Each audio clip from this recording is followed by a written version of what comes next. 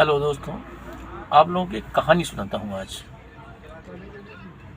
कहानी का ट्रैफिक ये है कि लोग कहते हैं जो कर्म हम करते हैं वो अगले जन्म में मिलता है या इस जन्म में मिलता है, ऐसा लोगों को मानना है। लेकिन मेरा जो मानना है, आप जो अभी करते हो उसका प्रतिफल आपको अगले जन्म में मिलता है। जो अभी मिलता है उसको तो एक तरह से ये मान लें हम कि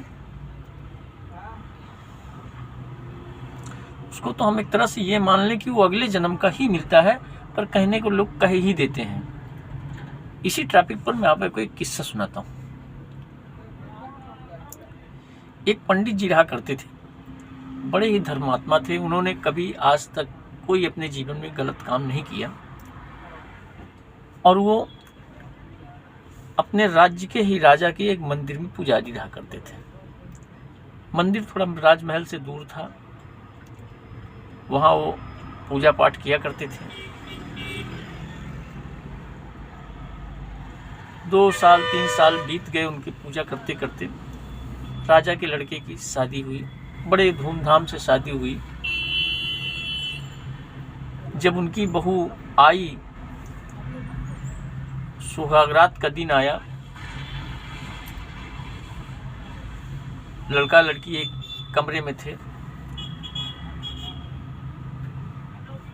आधी रात करीब बीत गई, लड़के को लगा लड़के को नींद आ गई, लड़की को नींद आई नहीं।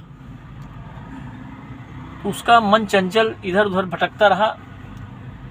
जहां वो लोग सोए हुए थे वहीं ऊपर एक म्यान टंगी हुई थी। म्यान मतलब समझते हो, उसके अंदर तलवार होती है, म्यान उसे कहते हैं। उसको बिस्तर पे खड़ी होकर के उसने निकाला। उसके मन में जिज्ञासा हुई कि तलवार कैसी है, जरा देखे तो हम सही। तलवार को जैसे निकाला, उसके हाथ से फिसल गई तलवार और तलवार गिरी और लड़के के गर्दन पे गिर गई। गर्दन कट गई लड़के का, क्योंकि राजाओं की तलवार बड़ी वजन होती थी, बहुत धारदार हुआ करती थी, इसलिए एक ही बार में वो कट गई। अब लड़की को बड़ा दुख हुआ। जाहिर सी बात है, कोई पत्नी यदि अपने पति को सुहाग रात के दिन ही उसी के हाथ से मार दिया जाए तो उसको तकलीफ तो होगी, वो भी धोखे से, कोई जानबूझ के नहीं। मार दिया। अब उसको सूझ नहीं रहा था कि मैं करूं तो करूं क्या। उसने हल्ला मचाया, चोर घुसा, बदमाश घुसा और मेरे पति को मार दिया। अब राजमहल ही है, चारों तरफ पुलिस फोर्स दौड़ने लगे। जब ये हुआ कि भाई हाँ, कौन आया था, कहाँ से आया था, कैसे आया, कहाँ गया, तो बोली मैं देखा तो नहीं ठीक से उसको, इधरी से घुसा और मार करके इधर भाग गया। और वो उसी दिशा की ओर इशारा की जिस ओर मंदिर था। मंदिर की तरफ लोग सिपाही दौड़े और उधर पुजारी को देखे, पुजारी को पकड़ के लाए, पूछे का ये तो नहीं है। अब लड़की ने कह दिया हाँ यही है, क्योंकि उसको तो अपनी जान बचानी थी। अब राजा को बड़ा दुख हुआ कि ये पुजारी है, आज तक कोई गलत काम किया भी नहीं है, अब इसको मैं सजा दूं तो दूं क्या। चलो ठीक है, ज़्यादा सजा नहीं देंगे, इसके एक हाथ को कटवा देते हैं, उसी हाथ को जिस हाथ से इसने तलवार चलाई, नहीं दाहिना हाथ। दाहिने हाथ से ये आदमी काम करता ज़्यादा, दाहिना हाथ कटवा दिया और राज्य से निकाल दिया गया। अब पंडित जी सोचने लगे कि मैंने अपनी जानकारी में तो कोई काम किया, गलत काम किया नहीं, फिर मुझे ये दंड मिला तो मिला। उनको ये दुख नहीं हुआ कि मुझे ये दंड मिला, उनको ये दुख हुआ कि ये दंड मिला ही क्यों मुझे। इसका वो पता लगाने लगे। उन्हें पता चला कि बनारस में कोई बहुत बड़े पंडित हैं जो इन ऐसे प्रतिफलों का फल बताते हो क्यों ऐसा हुआ। वो बनारस गए, पता लगाते लगाते पंडित जी के घर पहुंच गए। पंडित जी किसी जजमान के यहाँ गए हुए थे, उनकी पत्नी भर थी वहाँ। गए, वहाँ पूछे, उनकी पत्नी बड़ी कर्कशा थी।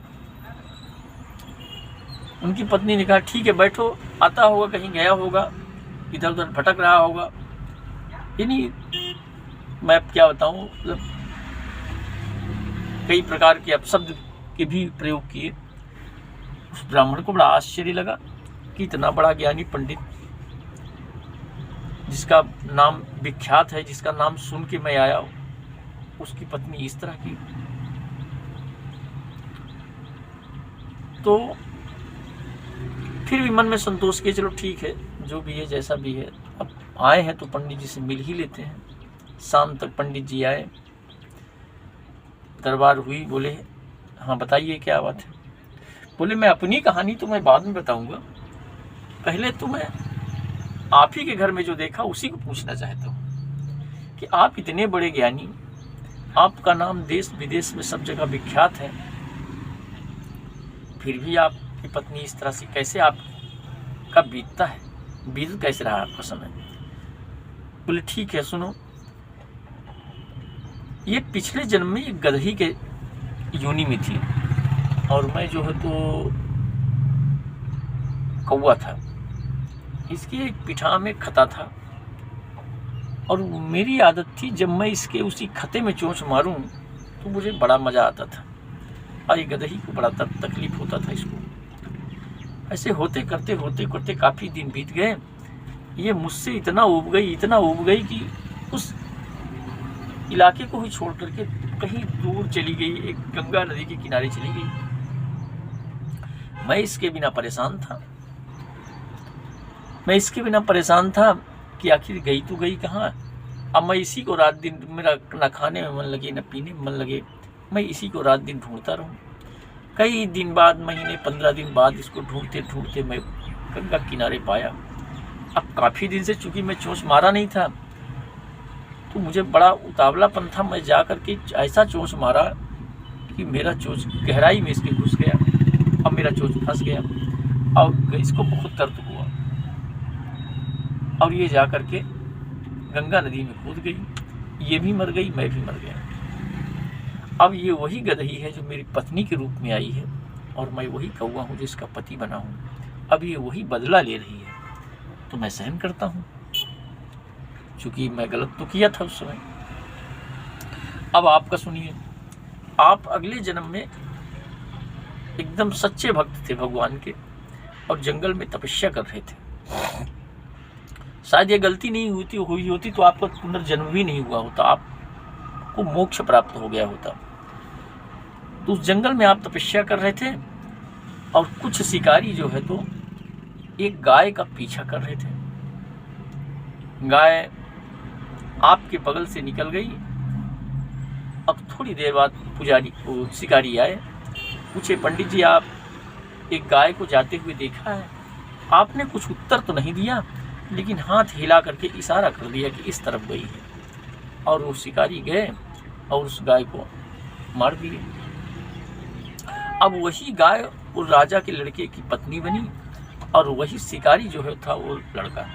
तो उसने धोखे जाने अनजाने में वो अपने पिछले जन्म का बदला उस लड़के से लिया और आपने चूंकि बोला तो कुछ नहीं, पर गौ हत्या का पाप आपको लग गया। आपने उसको इशारा करके बता दिया, उसी का प्रतिफल आपको ये मिला है और अब आप मोक्ष को प्राप्त हो जाएंगे। यह आपकी जो भी गलती आप किए थे उसका प्रतिफल आपको मिल गया। तो इस कहानी से आशय मिलता है कि जो आदमी पूर्व जन्म में कर्म किए रहते हैं उसका फल उसको अवश्य मिलता है, उससे वो बच नहीं सकता। इसलिए जो भी फल मिलता है उसको बिना क्रोध किए, बिना झल्लाए उसको काटे, क्योंकि उसी में उसका कल्याण है। क्योंकि यदि झल्लाएगा तो और नुकसान होगा। तो दोस्तों, इस कहानी से आपको कुछ लाभ मिले तो हमें बड़ा संतोष प्राप्त होगा और मैं यहीं से इस कहानी का समापन करता हूँ। बोलिए शंकर भगवान की जय, बोलिए वृंदावन बिहारी लाल की जय।